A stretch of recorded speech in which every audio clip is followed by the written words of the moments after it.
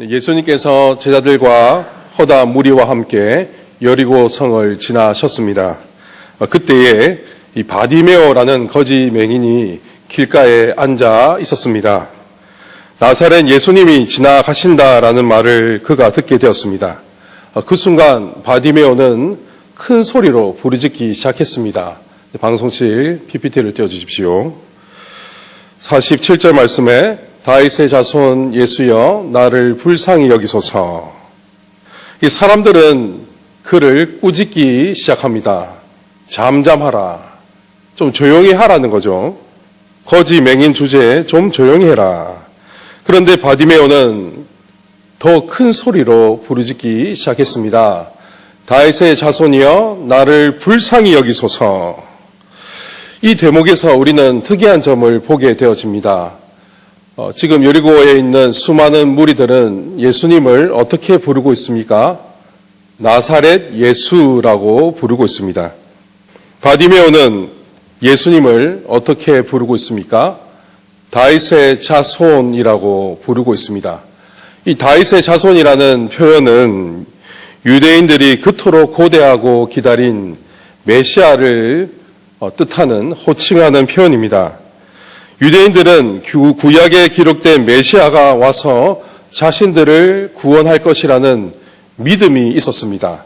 그런데 이 메시아가 누구의 혈통으로 오냐면 다윗의 혈통으로 오게 된다는 것을 그들이 믿었기 때문에 그들에게 있어서 이 다윗의 자손이라는 표현은 그냥 평범한 표현이 아니라 메시아를 지칭하는 표현이라는 것이죠. 더욱이 메시아에 관한 표적으로서 이사야서 35장 말씀을 보시면은 이런 말씀이 기록이 되어 있습니다. 다음 넘겨주십시오. 이사야 35장 5절에 있는 말씀을 보시면 그때에 맹인의 눈이 밝을 것이며 라고 기록이 되어 있습니다. 그러니까 오늘 우리가 이 바디메오 사건을 보고 있지만 예수님께서 공생의 사역을 하셨을 때에 가는 곳곳마다 맹인들이 부르짖었던 표현이 있습니다. 그 표현이 어떤 표현입니까? 다윗의 자손 예수여 나를 불쌍히 여기소서. 이스라엘에 있는 모든 맹인들은 예수님께서 지나가시면 동일하게 고백을 했습니다. 다윗의 자손 예수여 나를 불쌍히 여기소서. 여러분 이것은 어떤 의미로서 맹인들이 부르짖었을까요? 오늘 본문에서 이 바디메오가 예수님을 향해서 다윗의 자손이여 나를 불쌍히 여겨달라고 외쳤던 그 이 외침은 단순히 자신의 눈을 고쳐달라라는 외침일까요? 그렇지 않습니다. 이 외침은 구약에 기록된 우리 주님을 향한 신앙 고백이라는 것이죠. 예수님은 구약에 약속된 메시아이십니다. 다윗의 자손 예수님은 우리를 구원할 그리스도이십니다라는 신앙 고백이 담겨 있다는 겁니다. 바디메오는 메시아가 오면 먼저 맹인의 눈이 밝아질 것이다라는 사실을 잘 알고 있었기에 예수님을 향해서 필사적으로 다윗의 자손 나를 불쌍히 여기소서라고 외쳤던 것입니다. 당신은 다윗의 자손으로 오신 메시아이십니다. 당신은 나의 비참함을 구원하실 수 있는 분이십니다. 라는 고백이 담겨있던 것이죠. 예를 들어 좋습니다. 당시 사람들의 눈에는 우리 예수님께서 어떤 이로 보였던 겁니까? 그냥 인간이죠. 어떤 인간? 나사렛 출신의 선지자로 보이는 그러한 인간의 모습으로 비춰졌습니다. 그러나 이 바디메오의 눈에는 평범한 인간이 아니라 다윗의 자손으로 오신 메시아로 보였습니다. 자신의 비참한 인생을 구원할 수 있는 분으로 그가 굳게 믿으면서 외쳤던 것입니다. 오늘 이 본문에는 극적인 대조가 이루어지고 있습니다. 이 여리고라는 것은 굉장히 잘 사는 동네입니다. 창원에 보면 이렇게 상남동이 잘 사는 곳입니까? 여튼 이 여리고는 굉장히 부유한 동네고 여기에는 많은 부자들이 살고 있었습니다. 그 부유한 동네, 돈 많은 사람들이 지나가고 있는 그 장소에서 바디메오는 날마다 구걸하며 지냈습니다. 앞이 보이지 않는 것도 너무나 비참한데 가진 것이 아무것도 없기 때문에 이 하루하루를 구걸하면서 살았던 것입니다. 거기 사는 사람들, 지나가는 사람들과는 너무나 대조적입니다. 지금 오늘 우리가 읽었던 이 말씀을 한번 머릿속으로 상상해 보시기 바랍니다. 수많은 군중들이 지금 예수님의 소식을 듣고 몰려들기 시작합니다. 나사렛 출신의 위대한 선지자가 지나간다라는 소식에 정말 야단법석하면서 많은 무리들이 몰리기 시작했습니다. 이러한 현장에 어떤 맹인 거지 하나가 나사렛 예수라는 말을 듣고 필사적으로 외치고 있습니다. 사람들의 눈에는 이 거지가 정신 나간 사람처럼 보였을 것입니다. 그런데 사람들이 제지하면 제지할수록 바디메오는 더 크게 소리 질렀습니다. 다윗의 자손 예수여, 나를 불쌍히 여기소서. 다윗의 자손이여, 나를 불쌍히 여기소서. 사랑하는 성도 여러분, 이 바디메오의 필사적인 절규가 느껴지십니까? 다윗의 자손이신 예수님을 만나기 위해서라면 다른 사람의 눈치도 보지 않는 그의 간절한 마음이 느껴지십니까? 예수님을 향한 이 바디메오의 간절한 외침과 그의 모습을 보면서 오늘 본문의 말씀이 단지 맹인 거지에 관한 이야기라고 생각을 해서는 안 되는 것입니다. 이 바디메오의 모습을 통해서 우리는 우리의 영적 상태를 점검할 수 있어야 합니다. 우리는 어떤 사람들입니까? 예수님을 영접한 사람들입니다. 예수님을 우리의 구원자로, 그리스도로 이미 믿고 있는 사람들이죠. 그럼에도 일상을 살아가다 보면 어떻습니까? 세상의 일들로 인해서 마음이 흔들리고 믿음도 서서히 잃어버리기도 하고 어느 순간 우리가 믿고 있는 예수님이 안 보이기 시작합니다. 어떤 문제와 상황을 만나게 되면 우리의 믿음은 달아나고 맙니다. 예수님을 다윗의 자손이라고 굳게 믿고 있었지만 어떤 현실과 문제 속에서 점점 예수님이 나사렛 예수로 보이기 시작합니다. 여리고 성에 있었던 무리들처럼 우리 예수님을 나사렛 예수로 믿고 있으십니까? 그냥 평범한 인간 예수. 대단한 분이긴 하는데 나의 실질적인 문제와는 좀 동떨어지신 분. 정말 훌륭하시긴 하는데 나의 근본적인 문제와는 좀 많이 차이가 있는 분. 내 인생의 실질적인 문제는 해결할 수 없는 분. 이렇게 여러분 생각하고 있지는 않으십니까? 우리는 오늘 본문을 읽으면서 바디메오에 대해서 이렇게 생각을 하기도 합니다. 이 바디메오라는 사람은 맹인 거지로 살았기 때문에 이렇게 간절하게 반응할 수 있었다. 사랑하는 성도 여러분, 만약 지금 우리가 이 바디메오처럼 예수님을 간절히 찾으려는 마음이 없다면 우리는 이 바디메오보다 더 비참한 인생일지도 모릅니다. 우리가 맹인 거지보다 형편이 나아 보일지라도 우리 아버지 하나님의 눈으로 우리를 볼 때에 누구를 영적 맹인으로 보실까요? 지금 이 순간에 놓여있는 이 상황을 한번 보십시오. 수많은 무리들이 예수님을 어떤 분으로 바라보고 있습니까? 살아계신 하나님으로 보지 못하고 있습니다.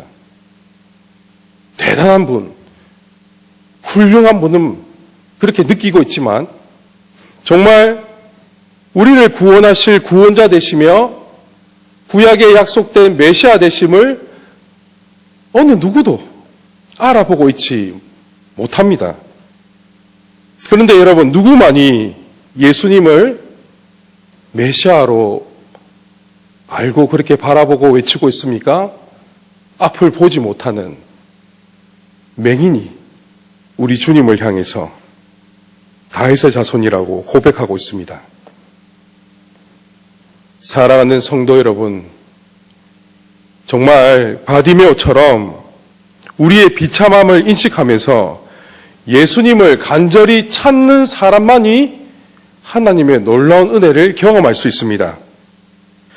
우리도 바디메오처럼 내가 믿고 있는 이 예수님이 구약 성경에 기록된 그 메시아 되시고, 그리고 그분께서 2000년 전 이 땅에 오셔서 나의 죄를 위해서 십자가에 달려 죽으신 그리스도로 믿는 그 믿음을 가지고 우리의 비참함을 주님 앞에 부르짖고 기도할 수 있어야 합니다. 우리 믿는 성도들 가운데 이런 생각을 하는 분들이 있습니다. 예수님은 나를 구원하셨지만 내 인생의 문제는 해결할 수가 없어. 예수님은 나를 구원하셨지만 내가 살아가는 이 삶의 현장에서 겪는 문제들은 해결하실 수가 없어. 내가 해결해야 돼. 이렇게 생각하는 분들이 굉장히 많다는 것이죠. 근데 여러분, 우리 예수님은 우리 영혼만 구원하시는 분이 아니라 우리 인생 모든 것을 구원하시는 분입니다. 우리는 예수님이 계속해서 필요합니다. 예수님 없이 살 수가 없습니다. 우리가 목숨을 다하는 그날까지 우리의 구원자가 필요합니다. 예수님은 메시아 그리스도이십니다. 당신은 나의 구원자이시기에 내 인생의 모든 문제조차도 해결할 수 있는 분이심을 믿습니다. 이런 고백이 우리 안에 터져 나와야 합니다. 이 허다한 무리 속에서 소리치는 바디메오처럼 말입니다. 사랑하는 성도 여러분, 우리 예수님이 평범한 인간 나사렛 예수가 아니라 다윗의 자손이신 메시아이심을 믿으십니까? 우리 인생의 모든 문제도 해결할 수 있는 구원자이심을 믿으십니까? 네, 그렇다면 정말 우리 주님을 그렇게 믿는다면 우리는 바디메오처럼 주님 앞에 간절히 부르짖고 기도해야 합니다. 여러분, 그냥 기도한다고 은혜가 주어지는 것은 아닌 것 같습니다. 정말 우리의 신앙 고백과 함께 간절하게 주님을 찾는 사람이 은혜를 잊게 됩니다. 예수님을 간절히 찾으면서 부르짖고 기도하십시오. 간절히 찾는 자가 주님을 만나게 되어집니다. 저 역시 이런 경험을 한 적이 많습니다. 최근에도 굉장히 힘들고 어려운 일을 경험했습니다. 바디메오처럼 마치 영적 맹인이 되어서 앞을 보지 못하는 그런 현실을 경험했습니다. 그래서 제가 할 수 있는 것은 아무것도 없었습니다. 단지 주님 앞에 부르짖고 기도할 뿐이었습니다. 지금까지 사역했던 교회들을 찾아가서 본당에서 부르짖고 기도했던 그 고백은 이 바디메오의 고백이었습니다. 다윗의 자손 예수여 나를 불쌍히 여기소서. 다윗의 자손이여 나를 불쌍히 여기소서. 정말 간절히 주님 앞에 부르짖고 기도하였습니다. 또다시 기도가 끝나면 이전에 또 사역했던 교회를 찾아가서 또 본당에서 앉아서 기도하는 겁니다. 다윗의 자손 예수여 나를 불쌍히 여기소서. 다윗의 자손이여 나를 좀 불쌍히 여기소서. 여러분, 이렇게 계속해서 기도했을 때에 우리 주님께서는 큰 위로를 허락하셨고 놀라운 은혜를 체험하게 하셨습니다. 저는 지금에 와서 이런 생각을 하기도 합니다. 내가 이런 어려움을 겪지 않았으면 바디메오처럼 주님 앞에 간절하게 기도했을까? 제 자신을 더욱더 돌아보게 되었습니다. 비록 목사이지만 내가 이렇게 강단에 서서 설교하고 있지만 바디메오처럼 언제 내가 간절하게 기도했는가? 나의 마음속에 간절한 부르짖음이 언제 있었는가? 심각하게 한번 고민하고 생각해 보았습니다. 사랑하는 성도 여러분, 여러분은 주님 앞에 간절히 부르짖고 기도하고 있으십니까? 바디메오처럼 다윗의 자손 예수여 나를 불쌍히 여겨달라고 정말 절규하면서 간절하게 기도하십니까? 여러분, 이 기도의 간절함을 우리는 회복해야 합니다. 정말 주님을 간절히 찾고 부르짖고 구하는 자에게 하나님의 놀라운 은혜가 부어진다는 사실을 굳게 믿으시기를 바랍니다. 간절하게 기도하십시오. 그 간절함이 없다면 주님, 나에게 간절함을 허락해 달라고 정말 주님만 바라보면서 부르짖고 기도할 수 있도록 그러한 마음을 허락해 달라고 기도해야 합니다. 그리고 우리는 주님께 간절히 부르짖는 기도의 내용과 태도를 점검해야 합니다. 많은 경우는 그렇죠. 우리 인생의 문제를 어떻게 해결받으려고 합니까? 내 생각대로, 내 계획대로 해결받으려고 합니다. 이 자녀 문제 많이 기도하시죠? 집에 계신 우리 아드님들, 따님들, 이 자녀들을 위해서 기도할 때도 어떻게 기도하십니까? 내가 생각하는 대로 자녀들의 문제가 해결되기를 바랍니다. 그리고 직장의 일도 그렇죠. 사업도 그렇고 우리가 하고 있는 일들을 기도할 때 내 생각대로 내 방식대로 해결받기를 기도합니다. 경우에 따라서는 그렇습니다. 내 생각과 주님의 생각이 일치되어서 응답받을 때가 있습니다. 하지만 우리는 내 인생의 문제를 해결받는 방식도 주님께 철저하게 맡겨야 합니다. 이 문제도 여러분 주님께 다 전적으로 맡겨야 한다는 것이죠. 내 마음의 소원을 주님께 아뢰 수는 있지만 해결받는 방식을 고집피어서는 안 되는 것입니다. 여러분, 우리 주님은 알파와 오메가십니다. 이게 무슨 말입니까? 모든 것을 다 아신다는 거죠. 현재, 과거, 미래를 뛰어넘으시는 분이 우리 주님이십니다. 모든 것을 아시는 주님께서 더 좋은 것으로 우리에게 응답하시지 않겠습니까? 우리는 한치 앞도 알지 못하는 존재입니다. 그러나 우리가 원하는 방식이 있죠. 그것이 가장 좋은 것처럼 생각하지만 우리 주님께서 보셨을 때에는 우리가 생각하고 있는 것들이, 계획들이 가장 좋은 것이 아닐 수가 있다는 겁니다. 그래서 우리는 전적으로 응답받는 방법도 해결되는 방식도 주님께 맡길 수 있어야 합니다. 오늘 본문의 바디메오를 보십시오. 일평생 그의 소원이 무엇이겠습니까? 눈을 뜨는 겁니다. 앞을 보는 겁니다. 그런데 예수님께서 그를 부르시기 전까지 바디메오가 무엇을 외쳤습니까? 주님, 나의 눈을 뜨게 하여 주시옵소서, 내 눈이 보이게 해 주시옵소서 라고 외치지 않았다는 겁니다. 다윗의 자손이여 나를 불쌍히 여기소서 라고만 외칠 뿐이었죠. 그의 마음속에도 얼마나 자신의 그 소원을 외치고 싶었던 충동이 있지 않았겠습니까? 그럼에도 이 바디메오는 자신의 그 비참함조차도 주님께 전적으로 의지하면서 맡겼습니다. 다윗의 자손이여 나를 불쌍히 여기소서라는 외침은 예수님께 자신의 비참함을 고백하며 그분의 긍휼을 구하는 겸손의 표현입니다. 저는 당신이 다윗의 자손으로 오신 메시아이심을 굳게 믿습니다. 메시아가 오면 우리를 비참함에서 구원해 주신다고 들었습니다. 나의 구원자여, 나를 불쌍히 여겨 주시옵소서. 그러자 예수님은 그를 부르라고 명하셨습니다. 그 순간 바디메오는 자신의 겉옷을 내어버리고 뛰어 일어나 예수님께 나아왔습니다. 예수님은 그에게 말씀하십니다. 내게 무엇을 하여 주기를 원하느냐?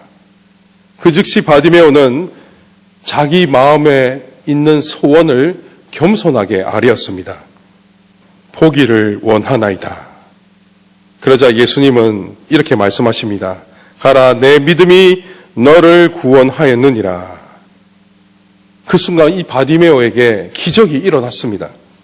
평생 마음에 품고 있던 소원이 성취되는 순간이었죠. 자신의 비참함이 주님의 말씀을 통해서 해결받게 되었습니다. 이 바디메오가 얼마나 기뻐했을지 한번 상상을 해보십시오. 평생을 보지 못했던 이가 앞을 보게 되었습니다. 우리는 이 경험을 하지 못했기 때문에 사실 잘 모를 수가 있을 것 같다는 생각이 듭니다. 그런데 그동안 앞을 보지 못했던 이 바디메오가 앞을 보게 되었을 때 얼마나 기뻤을까요? 기쁨을 주체하지 못했을 것입니다. 그런데 저는 특별히 이 바디메오의 마지막 반응과 이 말씀을 통해서 정말 우리 자신을 살펴보기를 원합니다. 이 52절 말씀 하반절에 보시면은 그가 곧 보게 되어 예수를 길에서 따르니라 라고 기록이 되어 있습니다. 이 바디메오는 기적을 체험한 채 기쁨과 흥분에 도취되어서 그냥 그 자리에 계속 있었던 것이 아닙니다. 마냥 그 순간을 즐기지 않았습니다. 바디메오가 무엇을 하였습니까? 그 기적을 경험하자 곧 보게 되어 예수를 길에서 따르니라 라고 기록이 되어 있습니다. 주님을 따랐다는 것이죠. 주님을 즉시 쫓았다는 겁니다. 사랑하는 성도 여러분, 우리도 이 바디메오처럼 예수님께 반응했으면 좋겠습니다. 여러분, 우리가 바디메오처럼 주님 앞에 간절히 부르짖고 기도하면 주님은 우리 인생의 비참함을 반드시 해결해 주십니다. 오늘 이 밤에 기도했을 때 그 기도는 반드시 응답될 것입니다. 그것이 어떤 문제이든, 건강의 문제든, 사업의 문제든, 결혼의 문제든, 학업이든, 우리가 정말 주님 앞에 간절히 부르짖고 기도했을 때 주님은 반드시 응답하십니다. 그런데 여러분, 중요한 사실은 이 응답을 받고 난 이후에 우리가 주님 앞에 어떤 태도를 보여야 하냐라는 것입니다. 그냥 기쁨에 도취된 채로 그냥 감사합니다라고 끝내버리는 것이 아니라 바디메오처럼 반응을 보여야 한다는 것이죠. 문제가 해결되었을 때에 정말 주님을 따를 수 있기를 간절히 소원합니다.